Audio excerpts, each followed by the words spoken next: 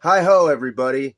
It's your old pal Fido Kennington coming at you from the basement this week to bring you the 20th episode of Hey Man, Nice Kiss Shirt. Let's waste no time getting into It's All For You Demons. Rock and roll all night and journal every day. A year-long guide celebrating the fun of being a Kiss fan. Available on Amazon. Go get yourself a copy. Rick will thank you, and so will I. Let's get into it. But first, there's three of us here that knew this gentleman. His name's Todd Gilbert, and this episode is in memory of our friend. A great guy, great musician, great Kiss fan, was probably going to be the next person I had as a guest on this pod, and things happen, lives begin, lives end. So the message is, don't waste time being unhappy. Do the things you love to do. Celebrate the things you love. And tell your friends you love them. So wherever you are, Todd, we love you. And yeah, this is for you. Let me just introduce my friend Virgil Brewer. Hi. We've known each other just about 40 years now. God, friends don't tell each other that. It's crazy. It's crazy. 40 years. We have to now. See, this is a very... We got to be back at the home by 9 o'clock for the tapioca. Yeah, the pablum is getting cold. Bingo night, you know. Gosh, so like when I came back to Michigan, and this is, Did you lose a bet? I'll invoke another Kiss fan, another sort of long lost AWOL, and I'll ask you, because I haven't thought about it in a while, but whatever happened to Kevin Ellswick? Because I believe it was Kevin Ellswick that brought us together. Virgil and I are both drummers, musicians. We came up in the same scene, and I think I crossed paths with you when I first moved back in '85. But we hadn't really been introduced, and in the fall of very close to Halloween '86 was Alice Cooper's Nightmare Returns tour. Came to the Saginaw Civic Center. Was here on October 29th, and then he played a Halloween at Joe Louis for an MTV concert. The famous MTV concert. And by the way, the band at that time was Ken Mary on drums, a guy named Devlin Seven playing second guitar, Paul Horrors, who was Paul Taylor that later wound up in Winger, and playing bass was Kip Winger. And of course the very muscular Kane Roberts on lead guitar with his AK-47 guitar with the sparks that come out. And it was great to see Coop come back out of rehab. That was a scarily good show. I don't know if you went to the next tour, but the Raise Your Fist and Yell. I did. I thought it was even better. I was at Constrictor. Constrictor was 86. Yeah, that was the kickoff of the the Constrictor tour. Yeah. Were you at the same show that we were at Saginaw? And Maybe. do you remember who the opening act was?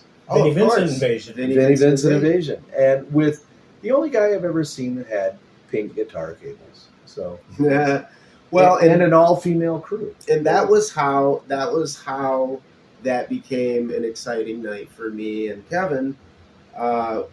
We were among the very few that were going apeshit for Vinnie. And at one point, Dana Strum went stage left and pointed up, and they put a spot on us. And next thing you know, a roadie comes up and slaps passes on us. We go back.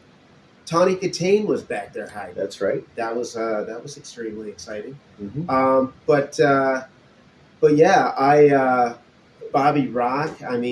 Bobby Rock on drums, Dana Strum, Mark Slaughter, and Vinnie Vincent. Yep, I was on crutches at the time, and Bobby asked me what was up, what the deal was, why are you gimping around. I told him I broke my femur, and he said I did too. So we instantly started talking. We go. I said, oh yeah, and I played drums and blah blah blah blah. And all of those guys. Vinnie himself has such a mixed reputation at this point in history, but let me tell you, man, that dude was sweet as pie. Everybody was fantastic.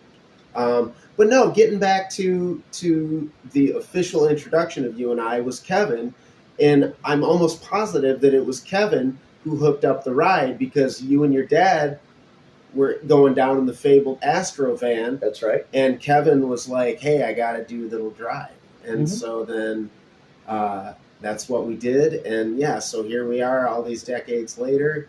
Haven't seen this cat in a minute. He's in town from Cali. I just got back from Cali. Isn't that convenient?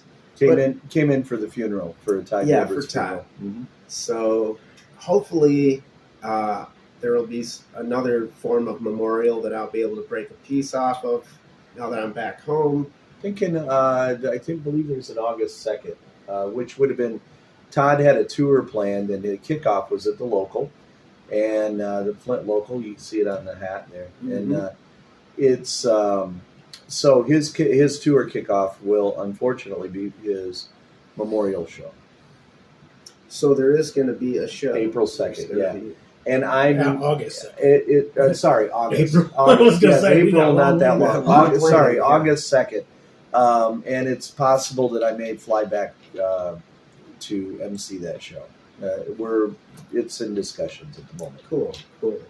Another thing that I'll do on Todd's behalf is a few years ago we did a remote cover. We did a Shout It Out Loud cover, and I'll post a link to that in the description. You guys can check that out. Make fun of us and slap us on the back and just enjoy some and Todd Gilbert tribute. in Todd Gilbert fashion. It was during the pandemic. We shot it at different times, and he put it all together in typical Todd fashion. He plays drums and guitar. Yep, super And talented dude. and sings the Gene part, And even though he's playing the guitar. And The Paul part. to sort of underscore Todd's talent yet again, Brian's connection to Todd is through the local 432. They've acted together. Have you done anything Well, besides we did a show during the pandemic where we were all online. Mm-hmm. You had the lead, and I was Rod Serling, and these guys were guys. That's right. We all four of us. We were. did. Yeah. We with two different shows, two different episodes, and then we were also in a show that Jim Forniatis, he wrote the music for it. There was somebody who wrote the book or the script. It was called Lovesick, a cat allergy musical, and I played all of the allergens. No. The would-be suitors for the woman who was trying to negotiate online dating. I was all of the would-be suitors, the different characters who came to call on the character. Are you sure you weren't also an allergen, though? You make a good point. Could have been an allergen. Sure, yeah. Kind of itchy. Sitting Now- this close to you. I don't Itchy, know. scratchy. And Now, when I barely met you, I didn't know you very much at all. I know of you, and I knew who you were and And whatnot. that's when you know you're famous, when people say that I know of you. Right. I don't owe anybody any money. We did a thing. As far as you know. We did My lawyer says I'm okay. We did a thing of like a Battle of the Bands competition. I was in Rampage with my Dave, God, yes. Scotch, and Jason Duncan. And Jason Duncan was my drummer in my top 40 band that I was in called, it was either Siam or Magic or whatever. Yeah, he was in Siam. He was in, it was before, or this is before we broke off. There was the other Mike Scully thing. The Scully thing. You were in Siam? I was in Siam, yeah. I remember Tom Siam and watching you guys. And yeah. Jason and I had come back. Matching geese and their kung fu shoes. No, here's what's funny. Tom Siam, Vietnamese, wasn't he? Siayotin. He was Tom Siayotin. He was Chinese. Thai. Okay. He was from Thailand. Oh, okay. He really was from Thailand. So here he is from Thailand up there going, "We are American band." And Russ, Yeah. and Russ, I love funny. and Rusty Wright's leaning over to him after the show going, I saw this happen. He leans over and he goes, it's not coming off genuine somehow. I don't know what it is, but it's... What's more American than an immigrant who barely speaks English and plays a guitar with two necks? Well, the problem, but the problem with that is when he sang Wild Wild West. All right, you remember. And he says, I love her eye and her wild, wild hair. And I'm thinking, this girl doesn't sound that pretty. One eye, one hair. Cyclops. A cyclops with one wild hair. Yeah. Jason and I had come off of a gig the night before, the night prior, and we were very hungover. And we got sick behind the stage together. And then we together. Went out. What a bonding moment. Bonding moment. And then we went out bonded over vomit. And did the Rampage original. And then we did Tobacco Road and part of Shy Boy. And then did another original. You know, you've heard of rock stars that have choked on their own vomit. These guys choked on each other's. They wanted to choke on each other's. Right. I think that's the Spinal Tap. The discarded Exodus album, Bonded by Vomit. Bonded by Vomit. All right, enough of this foolishness. Hey, what about your T-shirt? Tell us about that. Okay, yeah, let's go let's go down the line. You Okay. guys are also rocking Kiss T-shirts. Well, I packed light. From Hollywood, so I just put on the old Walmart. It's got the Walmart 77 and you know what? Let me tell you about my T-shirts. All of my T-shirts, if you would like to have one of them, just said 1995. You go to Los Angeles, California, at Melrose and Fairfax on Sundays. And all of my T-shirts are there every Sunday. I'm not there, but there's a guy selling all of my old T-shirts, all of my old concert T-shirts, all Kiss T-shirts, and all my old T-shirts. And I've been getting $300 to $700 a piece for each of my shirts. Man, I wish I would. So all of you morons that are keeping your old T-shirts in your closets, take a lesson from this dude. Sell them sons of bitches, and people go, "Well, you're selling your child." And I'm saying, look, I got the memories. You can have the shirt. I got the memories. So I remember what it smelled like and felt like, and I remember the weather and what happened when I got Saginaw Civic Center, and getting thrown out of McDonald's afterwards. And, oh my God! Remember going to McDonald's? Okay, you guys remember that? This is a very specific Saginaw Civic Center memory because there's a McDonald's right there. Going to that Kiss show, and there was always that one dude, and I. Obviously, with the crowd at the hockey arena, there was too many to spot this dude. But he was very easily spottable at McDonald's. Like a 6'4" black dude. Mm-hmm. He was a black Gene. And he was always at the McDonald's at a Kiss show. Sometimes I wonder if he even had a ticket. He would do the Gene in white. Because he was black, so he was like the other. God. He was the other side I'm of. So glad that somebody else remembers that. He was the other side of Dress to Kill. He was the back of Dress to Kill. Yeah. Wow, I was not aware. And we just kept driving. We didn't stop. And it was so damn cold outside of those shows. We would say, "Open the fucking doors." Open the fucking doors. And then if they wouldn't do it... We're fucking cold. We're fucking cold. If they wouldn't do it, we would insert, open the fucking doors. Please, open the fucking doors. Please. We just thought a please might help, Yeah, eventually. But all my shirts are being sold, so I'm selling off all the shirts. So now I just get these at Walmart. And some of them I get at Amoeba in Hollywood at... where is that? Hollywood Boulevard. They moved. They're now at Hollywood Boulevard in Gower. I've been there. Not the new one. Not the new one. It's a little smaller, but okay. They still have a stage in there, and they still have, the old one, they had Marilyn Manson, Paul McCartney, the Motels. They had all these people play in the record store. I need a Martha Davis t-shirt. Yeah. I got a story about Martha Davis, but we'll wait till after this. Can we save it for my Martha Davis podcast? We will save it. Somebody kissed her. Was it Reddy? Steve Reddy kissed her. Yeah, my guitar player and the Guilty Bystanders put a lip lock on her. That's, again, another episode. It was That's came on rather suddenly last summer. Yeah. That's because she's quite easy. No, Steve never repeated the feat because he's only lonely.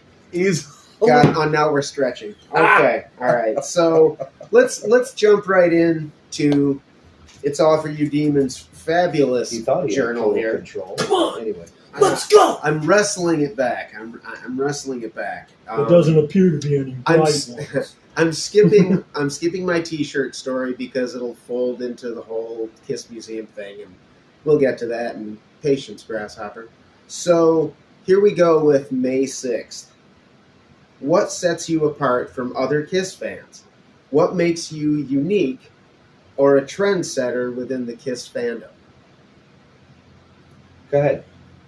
I really don't have a good answer for this, except for the fact that I was the loudest trumpeter of the KISS Army when I was a kid. I was obsessed with the band, and everything that I did pretty much revolved around listening to KISS or going to go look at magazine covers or look inside the magazines and not buying them. This is not the library. You either buy the magazine. It's like for us it was the library. It was going and just looking at KISS merch that I'll never get or whatever, and just I don't know, man. I was like every waking moment of being a kid was being a KISS fan. It was like that's what it was like, and again, all I talked about was the new album, whatever, Destroy Rock and Roll Over's out. Oh my God, and it's like any friend who had a record, I would hang out at their place almost constantly just to listen to KISS. Nothing wrong with that. What about you? Well, the way they were my trip to that they got me out to California. There was they were became a client of a PR firm called Levine Communications, and headed up by Michael Levine. Triumph? No, KISS. I know I was going to say. No, Mike Levine was the bass player for This Triumph. band here. We're okay. talking about these guys. Mike Levine is the bass player for Triumph. Well, look, when you get to Hollywood, right, and you're in a restaurant, and they say Michael Levine, table 2, 50 people get up because everybody's named Michael Levine. Right. But this particular Michael Levine is the one that you can Wikipedia, and he's known as the Michael Jordan of PR. Oh. So if you take public relations or marketing classes in any college in the country, you're going to have to read certain books, and several of them are written by Michael Levine. He literally wrote the book on publicity. So I didn't think it was a bad idea to go to work for him. And the way it happened was KISS was acquired as a client, and they didn't know anything about KISS. And so they knew to take the client, but they didn't know anything about the band. So they needed somebody. Yeah, they needed somebody to fill that gap. A liaison. And so they kept calling around and searching, and my name kept popping up. Oh, there's this guy back in Michigan, So I got a phone call, and I worked for him by remote for a while. And I would punch up their press releases and do things like that, send them back. And one day he had so much KISS stuff going on that he called me 5 times, and he said, "This is ridiculous. How would you like an office in Beverly Hills and an apartment, and we'll fly you out?" And I said, "Look, man, if you're buying, I'm flying. Let's go." Because I had shoveled right then I knew I'd shoveled my last shovelful of snow, and I'm Hollywood bound. And I got out there, and I had an office on Doheny and Wilshire looking at the Hollywood sign. And I felt like I was on top of the world. Got to work for the guys, and I'm still every time they show up in the office, I'm a 6-year-old. But then when they go away, I've been to Paul's house. And he said, you're a big Kiss fan. Paul said to me, he said, you're a big Kiss fan. This is one of Todd's favorite stories, by the way. Mhm. He said, you're a big Kiss fan. Thank you for this house. Now, how cool is that? That he realizes he acknowledges that it's the reality. his house is because of us. And I said, that's great. Can I stay here, for a night? And he said, absolutely not. And the comedic timing just blew me away. So that makes me unique. And the other one is that when I first met Paul, we had a very difficult relationship. We butted heads immediately, which broke my heart. But then he apologized later, and it kind of brought us closer together. And Gene's always been a sweetheart. And I got to put together his 60th birthday party and help him. Now he's 75. And now he's 75, right. That tells you how long ago it was. And I got to do a couple of book signings. And when Gene or Paul see me, Pete and Ace, I don't know that well, but I've met them, but I don't know them. But Gene and Paul, when they see me, they'll say, "Hi, Virgil, how are you?" And that just... Instead of, hey, lights. Yeah. Hey, lighting guy. What that is for me is Superman popping off the poster. Yeah. And saying, hey, Virgil, how are you? Yeah. And it blows me away. Yeah. Never gets old. I never take it for granted, and I never, it never gets anything but wonder. It's never anything but wonderful. And that's the gift that they gave all of us. Yeah. You? It's, I can't follow that. I can't. I am no. Well, don't try. I've never Don't been. try. I've never been a trendsetter. I in any regard. I've never sort of sought that. I think oftentimes that's something, unless it's pursued by someone, that's just something that you sort of fall ass backward into. And I have my peers, for the most part, have always been older than me. Mm-hmm. I'm a bit of an old soul in that sense, and so the people I run with have sort of, just by virtue of chronology, have been there and done that already to an extent. Right. So yeah, I don't know that there's anything that makes me particularly special in the realm of Kiss. Well, not too many people have a Kiss pinball machine. This is true. I mean, there are things, there are experiences that I've had and that I treasure, but there are, to me, I don't, I tend to focus more on the things that I have yet to do. I've met everyone except Mark St. John and Gene. I've never met Gene, and that kind of blows my mind. Still, that's kind of my yardstick. Is like, well, how successful, quote unquote, am I if I haven't met that guy that sparked this whole thing for, you know what I mean? Like, if you got 12,500, I will not pay to roadie for Gene Simmons. I'll go on record right now. And I also want to go on record to say that it's not really a roadie gig. No. That's Gene doing what he does best. That's Gene getting people wagging their tongues at him. That's right. Yes. If he wasn't born in Israel, he could be president. Right. The people that are still, sort of apoplectic about that, don't really understand what Gene's all about. When he tells you things like $12,500 to be my roadie, he's pushing your buttons. When he puts out an album called Asshole, he's pushing your buttons. He's putting things out there so that the way you react to it tells him immediately if you get it or not.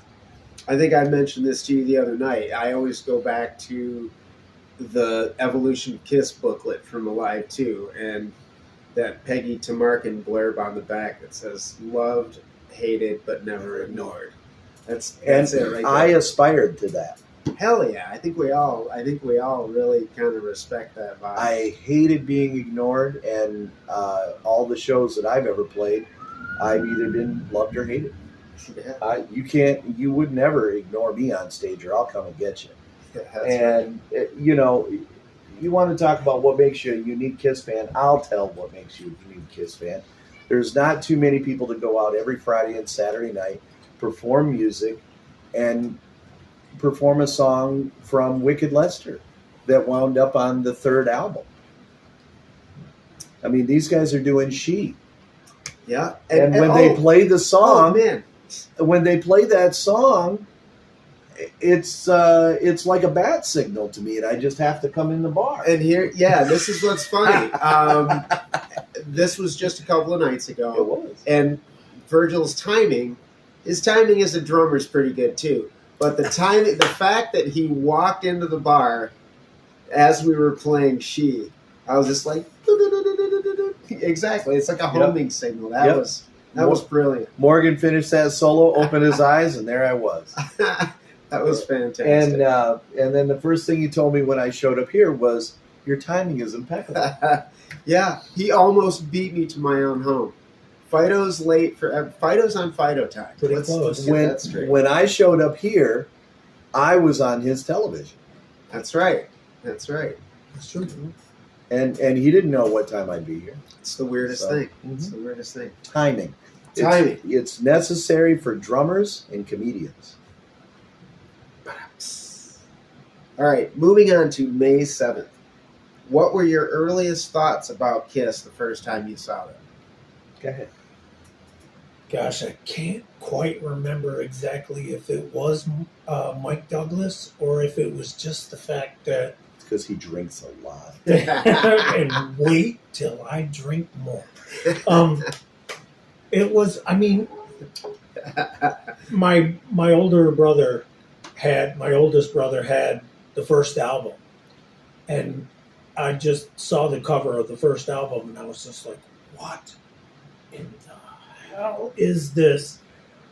I didn't know what to make of it, and I remember my oldest brother also trying to play the riff from Firehouse, and that drove me nuts. I wasn't a fan at first. At very first, I wasn't, because it was like it. My oldest brother did, because Lyle was sitting in his bedroom mangling that riff over and over again until you wanted to puke. Yeah, and he wasn't very good to us as a brother.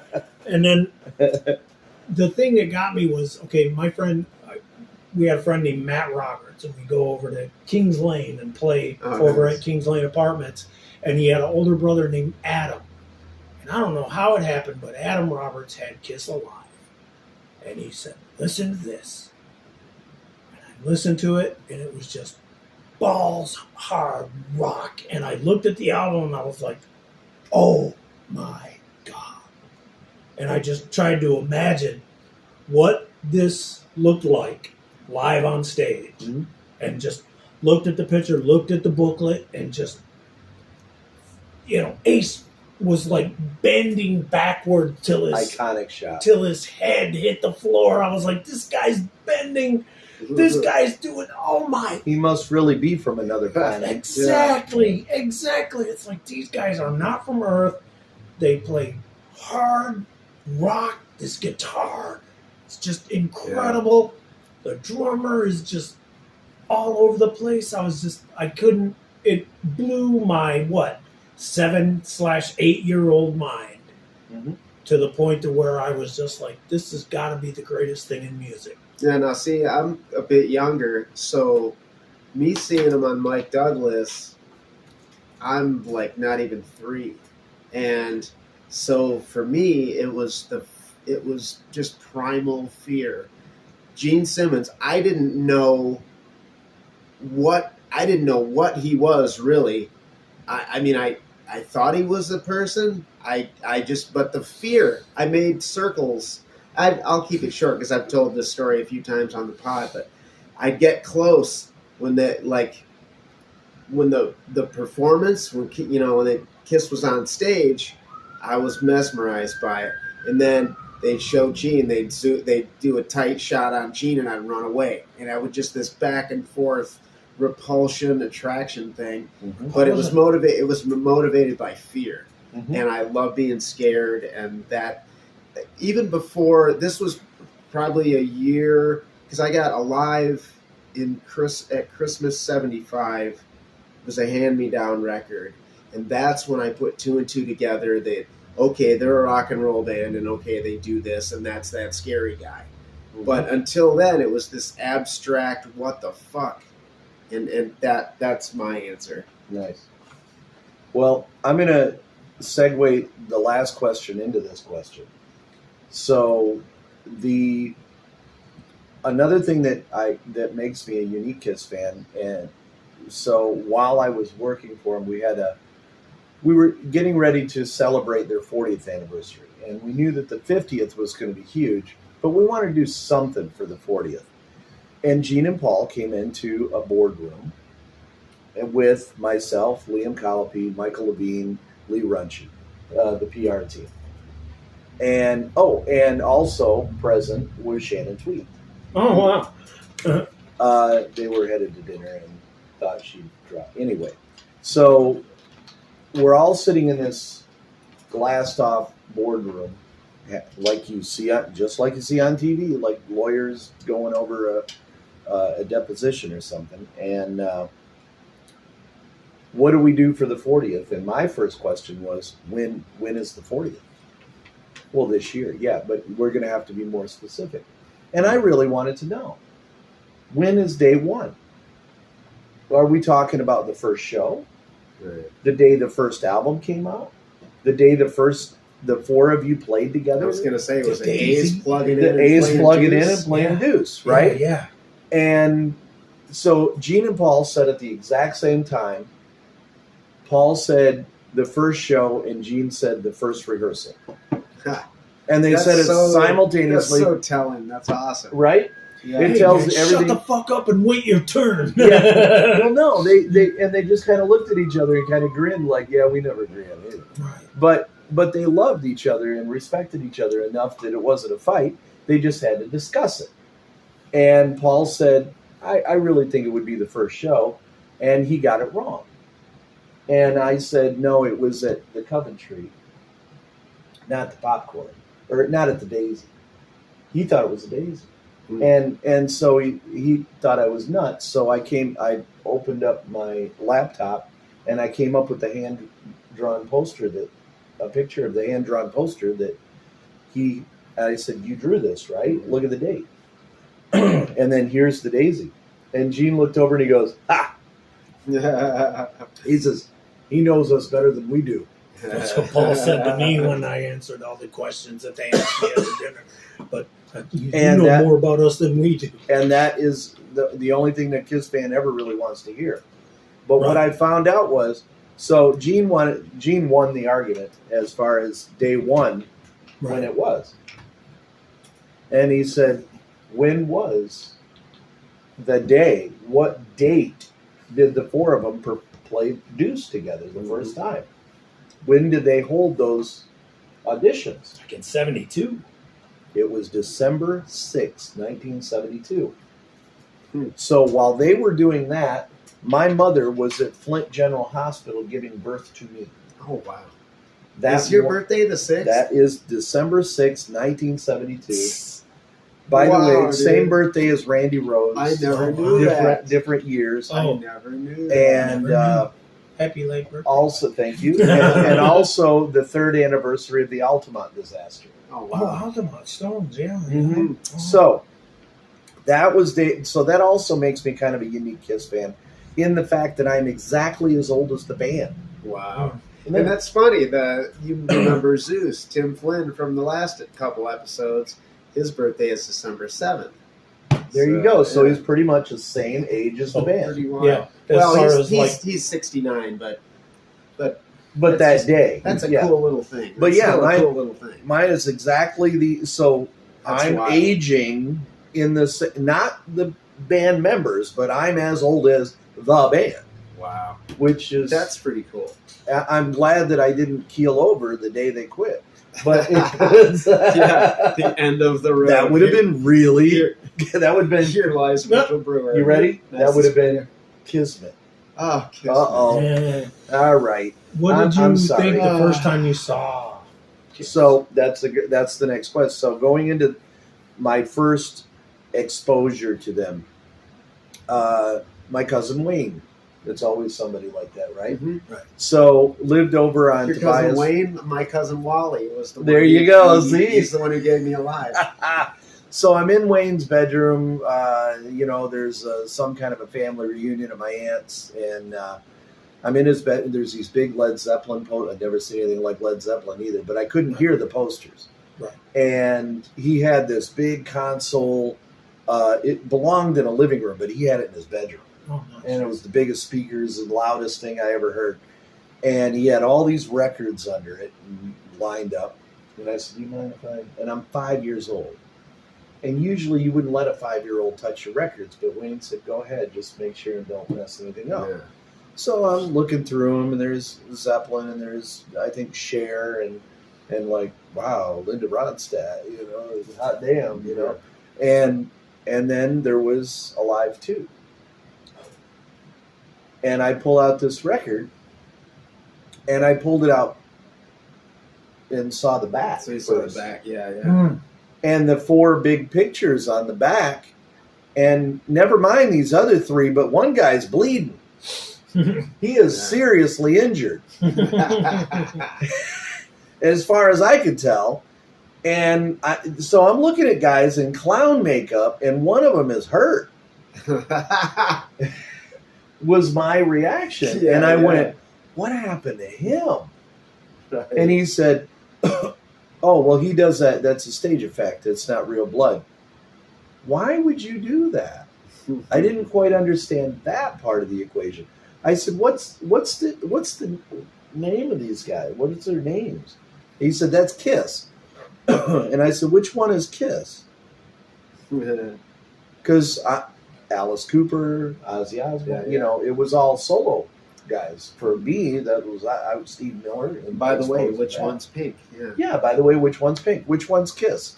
And he said, well, they're collectively known as Kiss. And I didn't understand that concept of collectively being known as anything. Yeah. And he said, like the Three Stooges. I said, but there's 4 of them. And he said, he's got to love that hyper-rational shit at this point. He's like, come on, man. Trying to turn you on to Kiss, you little whippersnapper. No, he really didn't care to turn me on to Kiss. I'm just pegging him for information. Yeah. And I said, do you mind if I had to hear it? Do you mind if can we put it on? And he said, okay.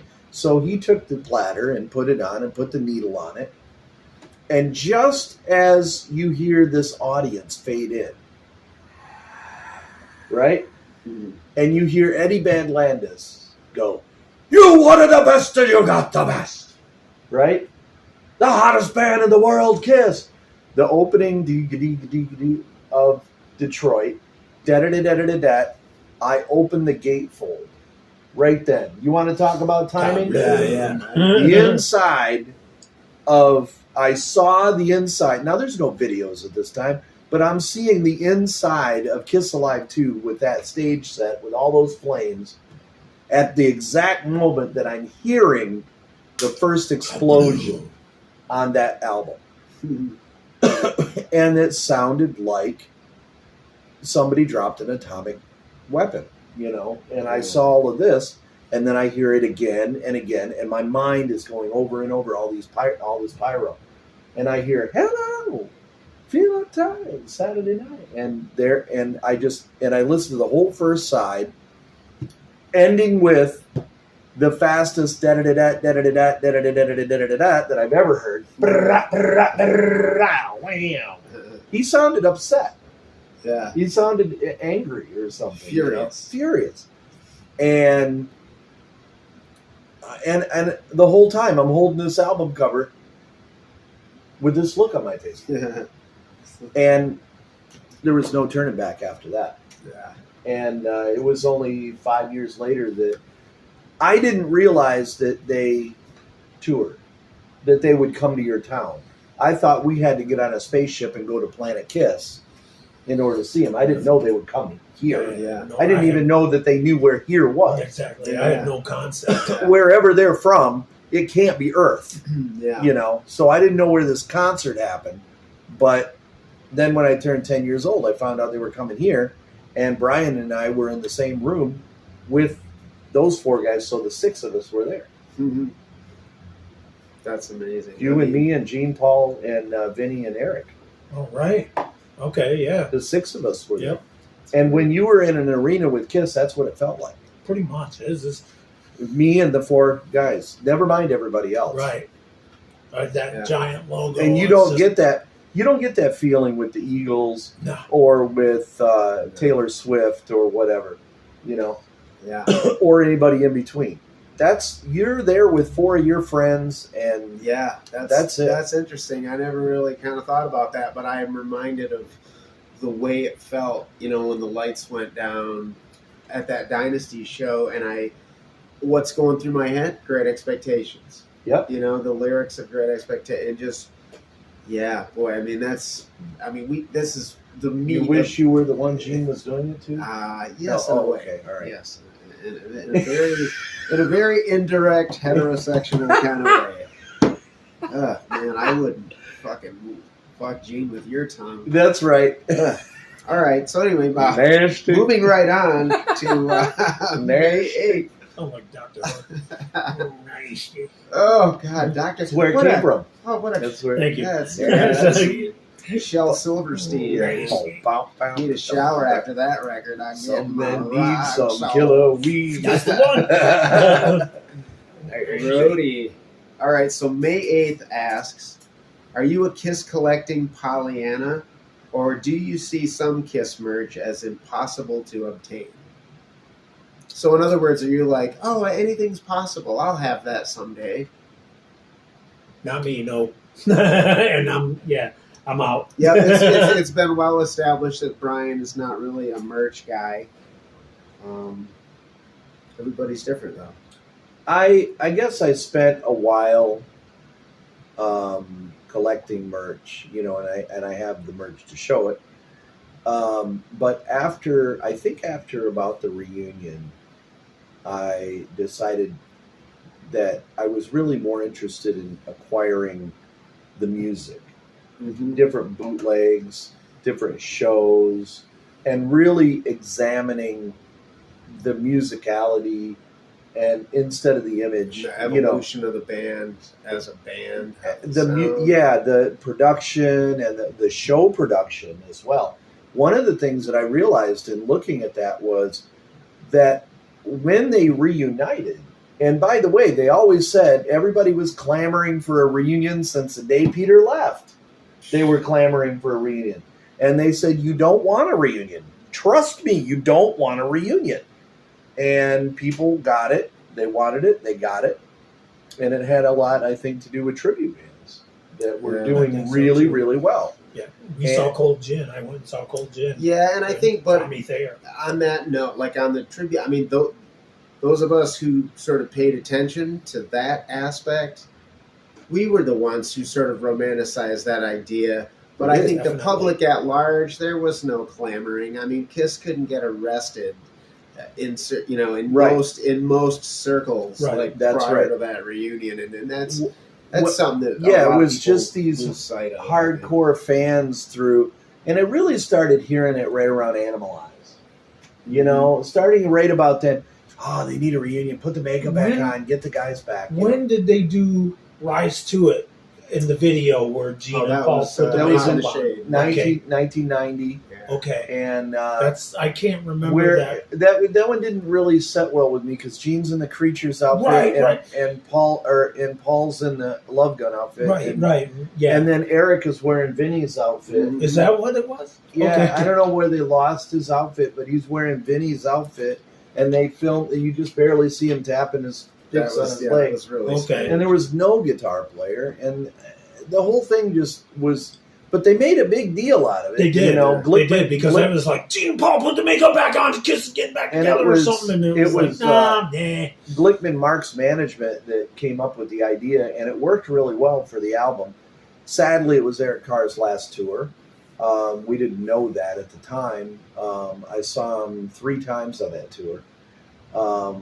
But what happened when they came back after Tiger Stadium, the lighting changed the band. Now, if you go back and look at everything from day one to that Rio de Janeiro show, anything in makeup, there's very little front lighting. Mm-hmm. So you've got these guys in makeup, but you get little glimpses of them. Yeah. You don't really get to see them. Right. If you go back and look at Love, now in the photographs you do, but in the live show, when you look at Love Gun and Rock and Roll Over and Destroyer 2 They're not lighted and well. earlier, they're not well lit. Right. And that fed into exactly what they were doing. Mystique. That Mystique, it was even better. Then somebody came up with, like, I think around Dynasty, they said, hey, we got enough money for lights now. Mm-hmm. We don't really want to see them. It spoils it. Yeah, and then screens, and then screens, and now you can see every pimple on. Everything's changed. Now you can see every pimple on Tommy's ass. Where are we at? All right, we are at May 9th. May 9th. This is interesting. What is your favorite foreign pressing title of a Kiss album? Do you have any foreign Kiss releases in your collection? What foreign pressings are on your want list? All right, that's 3 questions. Yeah, that's a whole lot about foreign pressings. Well, I was in Europe in 1987, and I was playing drums in a jazz act, a 30-piece jazz act. And I had those Ludwig concert toms with no bottom heads on. On the way home, I had to take my clothes out of my suitcase and stuff them in my drums because my suitcase was full of foreign pressings. And how did I get them? I just went to Belgium and went to the store, and it was domestic to them, but it was foreign to me. Yeah. And it wasn't foreign until I got it home. And then I went, look what I got. So were you able to get a good chunk of the catalog at that point? I got a bunch of foreign pressings of a lot of different bands. Like, there wasn't a lot of Kiss in 87. There wasn't much Kiss going on. But I did, I picked up like Quiet Riot and a few others that were, oddball covers. I was going to say, I would imagine you scored some early Quiet Riot, which at that point here was unobtainium. There was I brought back a couple of Randy. Yeah, Randy, the Japanese, because those were Japanese releases. Yeah, they had the Japanese stuff. And Kiss too. The strangest one that I picked up was I got the Creatures. The Kiss Creatures had 4 songs on one side, and the other side had nothing. It was virgin vinyl. It had their signatures in it. And it was Ace and Eric, which is a very short sliver of time in history. Right, indeed. Right? Yeah. So it was Criaturas de la Noches. That's it. And Rock and Roll Over, the cover is very different in Portugal. And it's it's a blood splattered thing and very different. And then I think my favorite one is Lick It Up with Makeup in Japan. They released Lick It Up in Japan before they decided to take the makeup off. Oh, nice. Or they didn't get the photo, or something happened. There was a lapse. There was a lag somehow, and here comes this white album cover in America with 4 guys that we had never seen before, right? Because no makeup, and Vinnie had a wig. We'd seen the wig before. It belonged to Joan Jett, apparently. But this album cover blew everybody away because it was just a stark white background with the 4 guys. But in Japan, it was, I guess Killers might be also one of my favorites because you didn't see a lot of it. And good luck finding it with the American logo. Most of the pressings have the German logo. Right. More with German than American logos. Yeah. I don't think I got an American logo Killers until Like it was within the last 10 years. Mm-hmm. Yeah. It's very difficult to find. I do like the art direction on that. I like the way that album. I love looks. the cover of it. That should have been the Elder. I love. Yeah, I mean, I Sure. I think we talked about that as just maybe it was. But I love the way they looked. That was in my dark age period. That was you and. Oh, was it? Was that? That Was that one of the interlopers yes, from the last 2 weeks? Scotch and Flynn. Yeah, so Scotch and Flynn. Yeah, Scotch and Zeus. yeah. I was. think I Would the Elder work in any other era or Yeah. situation with good, Kiss? Good question. Yeah, and would that look Well, translate? Interesting on the topic of international, I spent 6 months on a cruise ship in the Caribbean playing music, and on the television from somewhere, I don't know, because our television, we had no idea what country it was coming from, but there was a foreign language film, and I couldn't understand what they were saying, but they were wearing Kiss makeup, Oh, nice. and they were in dressed like knights, and there was a little boy, and he grew up, and they were playing music that sounded like the Elder, and there was a lot of bum, bum, bum, bum, bum. There was a lot of that going on. Wow. It was the story of somebody made that movie, but I can't find hide nor hair of it. Wow. Yeah, and Kiss obviously was not involved Yeah. because it looked terrible. Yeah. Do you have any thoughts on that? This is a complete sidebar, but that can't think of the guy's last name. The British guy Seb that was making it had written a screenplay, and I'd like to he went see so it. far as to make a trailer. I don't know if it's yet. Yeah, to be I've edited. seen it. the I've seen the trailer. I think, Yeah. but I've not seen anything. I love else. it. I thought- He couldn't get funding, Yeah, Right. that's. and then See, they did make that Neil even- Bogart movie. You hear? No, I haven't seen It Spinning was Gold. called Spinning Gold, and it was Yeah. garbage. I was I going to hated say, it. I imagine I you hated saw it that. when it came out. I hated it. I saw a screening of it, and it was originally it was supposed to be Justin Timberlake as Neil Bogart. Hmm. When they lost Justin, they lost the funding, Oh, and then when they lost the funding, Gene didn't want to give rights to the makeup. Yeah, Right, They had to Or do a whole rewrite. They I'm had sure. to. It was different makeup, Yeah, it was- different logo, different. I think they got to use the logo for some reason, but no music. it bastardized the story. Well, and I've heard that it's sort of the rewrite disrupts the timeline, It does. and there's all kinds of Yes, It doesn't there's all kinds resemble of Kiss at all, discrepancies. it makes Yeah. me angry. And When it's I not- watched it. I was angry. and it's Yeah. not. It's not Neil Bogart's life either. Yeah. It's not even a Mhm. good telling of Neil Bogart. Exactly. Yeah. No. Yeah. All right. Where are we at? Digression aside, back to May 10th. Do you keep your Kiss vinyl in protective sleeves? Do you wash your records, or do you enjoy a few bumps and scratches on your Kiss vinyl? He says bumps. I've never seen a I'm bump. out. I do not like pops and scratches. I'm not super anal I'm out. about. I do keep my records in sleeves, but yeah. Wash them. I mean, I have a little velvet, the old dishwasher pad that Yeah. the old wiper-rooney, but no, I don't invest in one of those electrostatic machines. And, Over time, I have treated my Kiss albums so terrible. you've run the gamut from horrible treatment to. No, pretty much all of them have been horrible. Until the stuff that I've acquired. So I lost my entire Kiss collection at one point. Now everything that I acquire, I take very good care of it.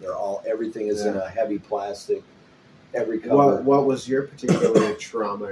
Your story of loss? Everything. I moved out to California. Everything went into a storage facility, and I didn't know my dad just said, "Here, put your stuff in our storage," and I didn't know he was having trouble paying it, or else I would have paid it. And he called and he says, "Hey, I hate to tell you this, but I let him take everything, and I didn't figure there was anything in there of any value. But it was autographs, and it was all my ticket stubs, and it was some drums and amps and cases of my CDs and backstage passes. There was what year a was Vinnie Vincent guitar pick hand signed from the Cooper show." And that happened in 2012 or 2013. And so it was And I was really angry. Well, it was in 2012 because my father passed in 2013, so it was just before he passed. I was really very angry about it, but instead of lashing out at my father, I thought, well, I might lose all this stuff. It's still replaceable, but my father isn't. Right. And my relationship isn't. And I'm glad I didn't because he passed less than a year later. Yeah. And him and I, as you know, we always had a great. Oh, yeah. My father used to take us to the shows. His dad was awesome, man, for sure. Yeah, and then get thrown out of McDonald's and start the food fight that got us thrown out, and he'd get to stay because he's the old man. The kids, we get thrown out in the snow. He's the one that started the food fight. Yeah. So then you just wait. Then you just wait for the Astro to start. Carry on with your life.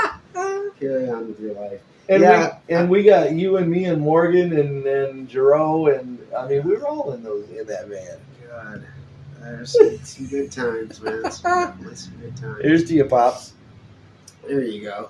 Boy, there's a whole lot of remembrance this episode, and I'm okay with it. All my friends have died in Flint, Michigan. Right. As we know, we're carrying on Rick Howard's tradition. Nostalgia is a huge factor with this, man. There's few bands that I think I don't run into like Hall & Oates fans who sort of look back as fondly as we do on Beatles, Stones, and Elvis, and that's about it. Yeah, I mean, it's really special. Mm-hmm. Anyway, here we go. Moving on. May 11th. What is your dream city to attend a Kiss concert? Why this city? Have you ever seen a show in this city, and on what tour? I didn't get that one, but I mean, I never got to see him in Detroit. And What? I saw Paul in Detroit. Oh, I did see the You saw 89. the solo tour? I did, and he was like, I know what he came. It was like second encore, and everybody was yelling, Detroit, Detroit, Detroit, Detroit. And he was like, I know what city I'm in. And then last song was Detroit Rock City, of course. Nice. And I Stole Your Love was the opener, and Eric Singer on drums too, which we'll get to. But that blew me the F away because I always wanted that to be the opener, and it was on Paul's solo tour. Hot in the Shade too, man. I think Paul's tour is the reason they did that. I didn't see. Oh my God, that was so thrilling! That was just a fantastic. I met Eric on that tour. Nice. And they opened with I Stole Your Love. That Palace show was insanely good. That's good. Well, let's see. Where have I seen Kiss? First of all, Saginaw, Lansing. I didn't I've seen the Lansing. I've seen him in Detroit. Seen Paul in Mount Clemens. Where's the Emerald Theater? Yeah, Mount Clemens. I have seen them in Cleveland. I have also seen them in Port Edward, which is one of the most eastern points of North America. I was going to say, is that Canada? Canada, way out. And then I've also seen them in Kamloops, which is just across the border near Vancouver. Little dinky ass town. Yeah, KAM. I've seen them in Fontana, in Inglewood, and the last time I saw him was downtown Los Angeles at the arena where Michael Jackson was rehearsing when he passed away, which they called it the Staples Center, and now it's Crypto Arena. But I saw them on I want to say the 11th of March, and then 3 days later, everything shut down for COVID. Yeah, Actually, we saw them in kind of Detroit and Auburn Hills. Fuck, I forgot all about that. I've seen them in Auburn Hills. I saw them in Inglewood, and I've seen them in Clarkston, and I saw them at Dodger Stadium. Yeah. Oh, I've seen you guys were Dodger Stadium. I've also seen them in Sault Ste. Marie on the Hit and Run tour, which was only 3 shows. Right. And that shirt is at Fairfax and Melrose.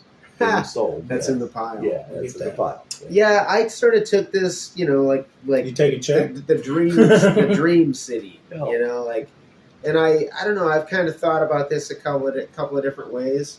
because just apart from Kiss, I've always wanted to visit the land down under.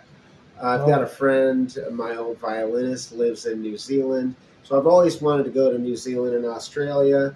And so to sort of put a sort of a fantasy spin on this, to see them, at the height of Kiss Mania on the Unmasked tour, Right. in Sydney would be fucking amazing.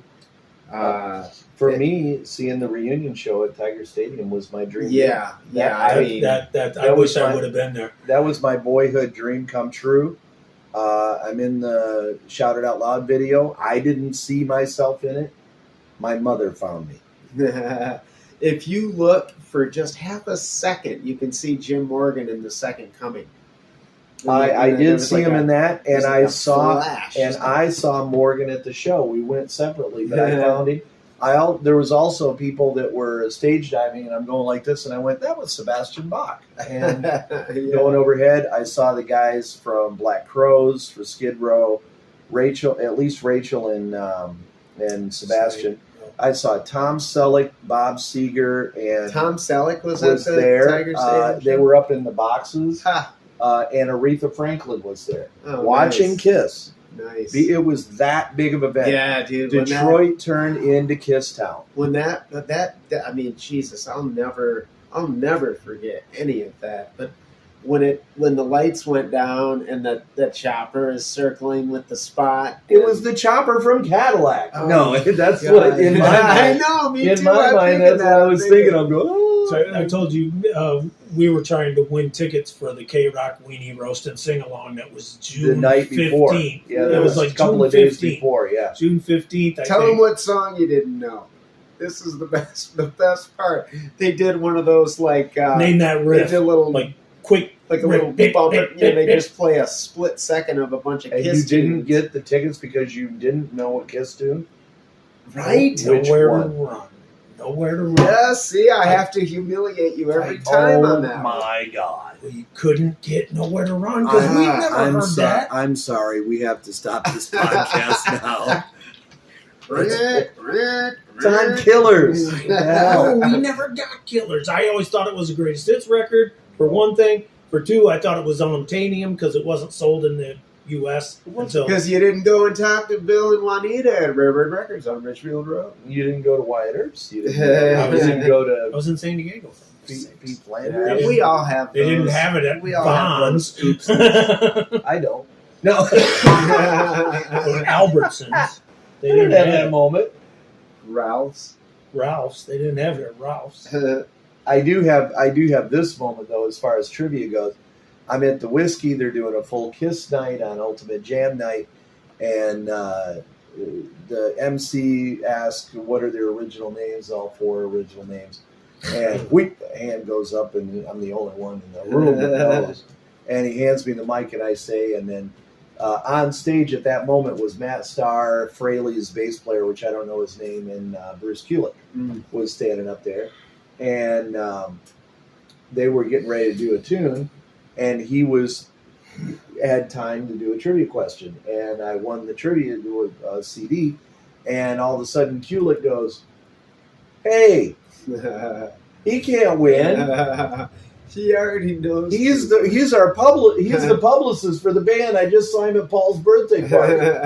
And I'm going, "Oh, shut up, man." And I said, and it was my birthday. Oh, and you got so it was an anniversary of the day of the band, and it was my birthday, and Bruce Kulick said, and I said, "Well, if I can," and I still had the mic. Don't ever give me the mic.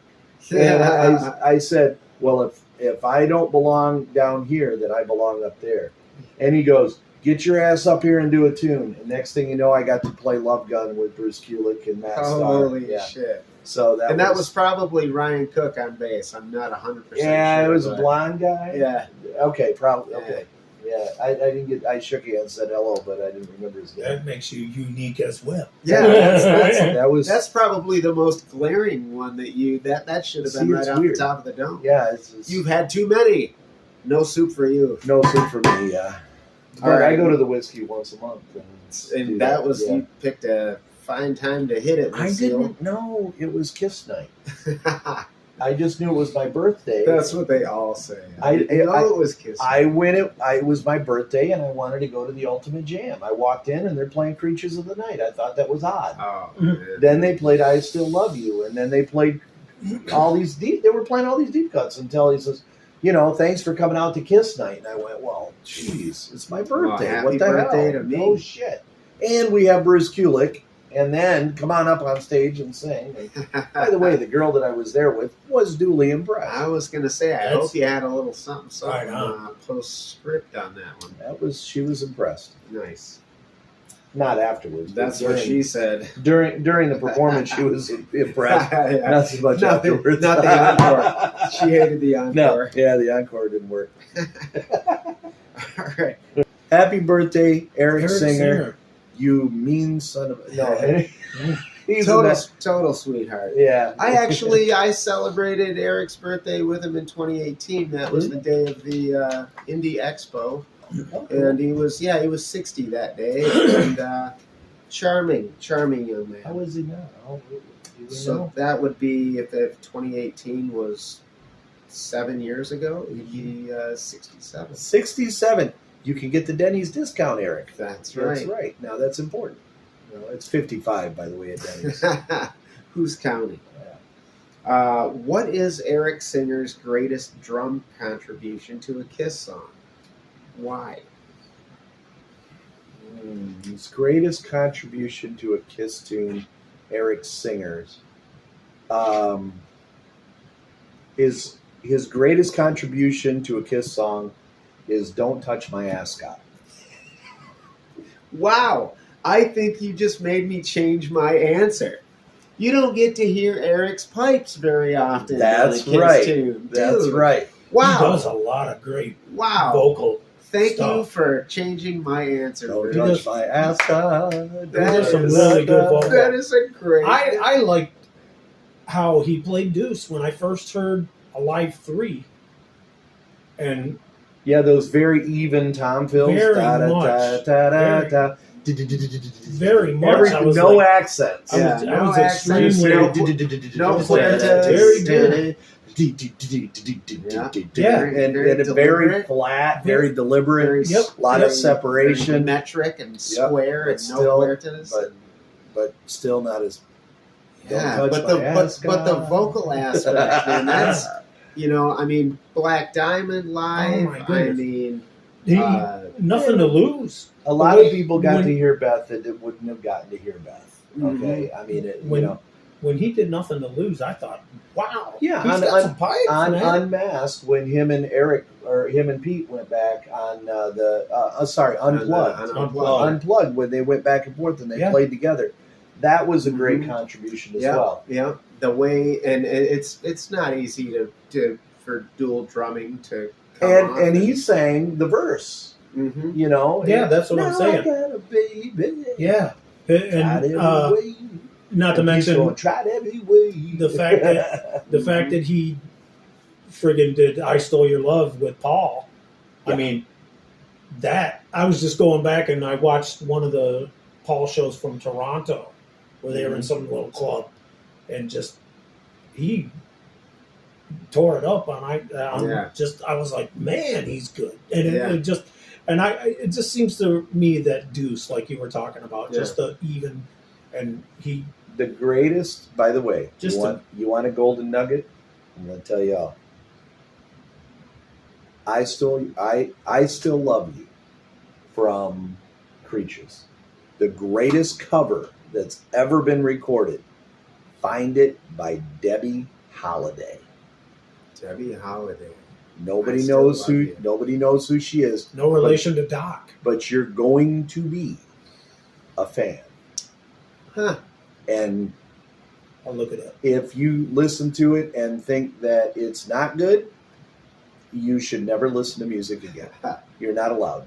Something's wrong with Joey. There's something wrong. Clean out them taters. That's What's it. your singing? You heard it here what's first. your singer contribution? Not singing, but singer. Honestly, Is it Don't Touch My I Ascot?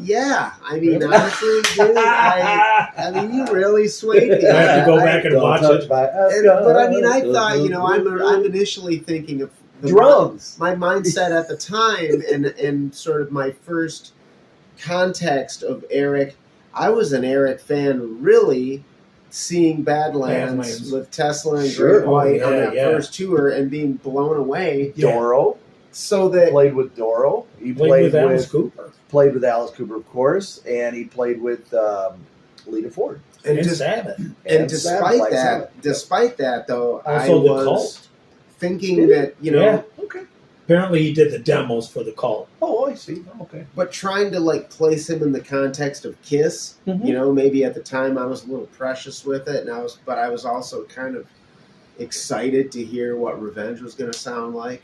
So Not Domino, but my first thought, Unholy, I man. like Unholy. Paralyzed is really cool. His There's a really drumming neat sort of swing. There's a Peter-esque kind of a swing to it, metric sag to Paralyzed. Tough Love was a track off of that because I was like really listening critically to that because, you know, part of, you know, the sort of the pessimistic, who is the, you know, how is this? I just associated him so Who's the blonde strongly guy? with not Kiss. That was, You know, what I was thinking. just I was like, I was wow. honestly, I They mean, I didn't make was him dye his blown hair. away. I was blown away by Jeff Martin on Voodoo Highway. When that second Badlands record came out, I wanted to hate it because I liked Eric Singer in that context with so much with Jake. Right. And like I said, I was kind of imprinting that on him with Revenge, man. But to come out swinging the way he did, you know what? Maybe I should Paul Harvey this bitch. And if there's the rest of the story, we'll get to it next time. I feel like we've talked your damn ears off. Yeah. Or should I say tails? Well, maybe this will be 2 episodes. Maybe so. I'm not gonna hack this up, dude. This is a big fat daddy. It's a of an big episode. enchilada. Yeah. I want to thank, as always, my co-host Powie, my special guest, Mr. Virgil Brewer. I want to encourage all of you to put your 2 lips together and kiss that subscribe button. And remember the words of the Barbarian from 1977. Play hard. Play fair. Nobody hurt.